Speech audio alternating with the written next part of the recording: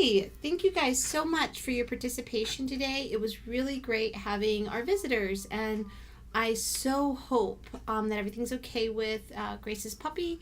And it was a pleasure having you all here. In fact, let's see, I had the page of phone numbers, or not phone numbers, the here we go. The overview of who was all here. We had 17 people. We had Allie, Aria, Rosemary, Sarah, Caitlin, Eliza, Zach, Cameron, Daisha, Mary, Jackie, Peyton, Jonathan, Aaron, Eduardo, Teddy, and Zachary. And thank you guys for participating today. Our big goal, of course, was to get you comfortable with Zami. And I think we did. We had Ken Wolf, who is our discussant colleague, come and speak a little bit about the context of Zami. And he really focused on kind of the tensions in the text between mother and daughter, between poetry, between biography, between mythology and history. He focused a lot on the sensory details, the idea that the dominant culture was really like pushing down on Audre Lorde as she was kind of growing up, and that she was wrestling with these tensions, and that she didn't want to do it in silence, so she did it through talking through her difference or about her difference. There's also a lot of tension that Ken unearthed about the politics of being gay and being black at this time.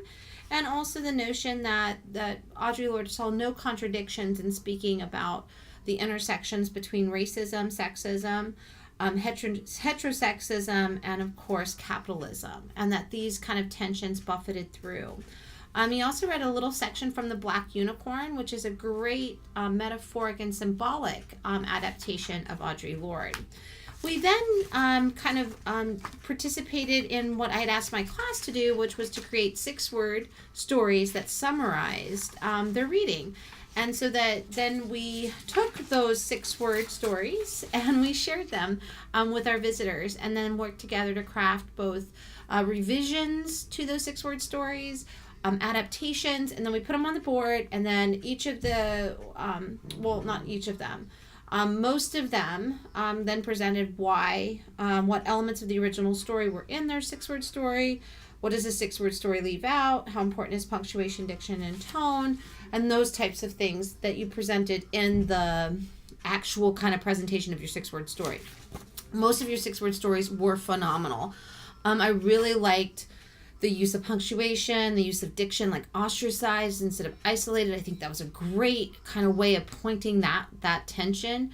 I also think ultimately that you saw the power of both vocabulary but also structure. We talked a little bit about like the notion of the traditional Aristotelian masculine narrative having one climax, and that Audre Lorde was attempting to start a new type of narrative by, instead of doing just one masculine sexual climax, that she was working on these kind of like waves of climaxes, and kind of in the narrative arc as it follows that kind of wave. We also talked about feminism. First wave, second wave, third wave, and are we in the fourth wave of intersectionality? Have we moved through gender and equal pay and the right to vote and the othering? Have we moved into a new area? Or have we not? And I think that we had a really good conversation, and I enjoyed kind of the back and forth, and I appreciate the work that you've done. For class on Wednesday, for my class, you guys are going to be reading the next section and completing your first reading log. You'll want to make sure you post that on Moodle and all that good stuff. So let me know if you have any questions. Oh, that reminds me, the awkward conversation, because I asked you, I said that this book could be kind of awkward, and I asked you about awkward times that you spent with your family getting in trouble. Isn't that awkward? My dad asked me about my feelings for a boy. Yes, the birds and the bees. Well, not literally the birds and the bees, but something like that. Found a condom in my room. That would be awkward. I can only imagine the level of awkwardness there. In 5th grade, I had to tell my mom, I told a kid on the bus that he had had sex in a bathtub. I almost got expelled from the bus. Oh, hey. The time I stole something. Oh, that is awkward. We don't have awkward conversations. I like to hear that. I think Awkward is awkward as. Have you ever had sex? Oh, no one wants to answer that question. You don't want to ask your parents that, and your parents, I don't want to. Oh, makes me awkward. All of the conversations. When my mom asked if my type was a certain kind of guy because all my boyfriends looked exactly the same. It's okay to be gay. I'm not, though. Oh, my dad did the same thing. He once told me that he was okay. He would have preferred it if my sister and myself, if we would have both been lesbians. I had to explain to him that they still have sex. I think he thought that we would have just been virgins. That was a little awkward. It's even a little awkward even saying it now. And then the time I lost my first phone, that's awkward, but also irresponsible. You probably got a little bit of kind of judgment there. It also looks like shower. Okay. When my mom thought I was a lesbian. See, I know how you feel.